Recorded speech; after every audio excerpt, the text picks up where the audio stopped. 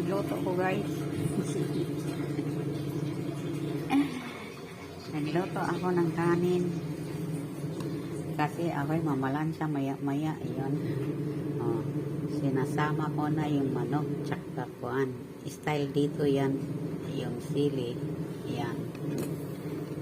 Ewan ko kung luto na ba ito. Kasi mamalansa ako maya.